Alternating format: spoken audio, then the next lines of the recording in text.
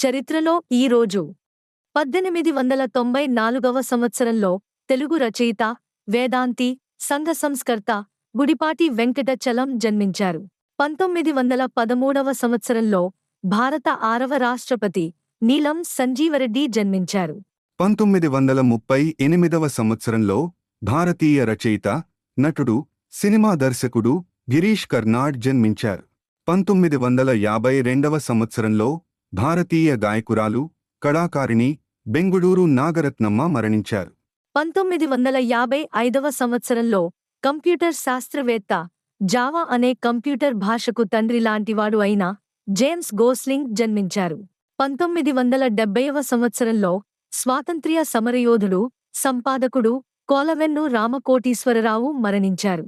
1985వ సంవత్సరంలో కమ్యూనిస్టు నాయకుడు పుచ్చలపల్లి సుందరయ్య మరణించారు.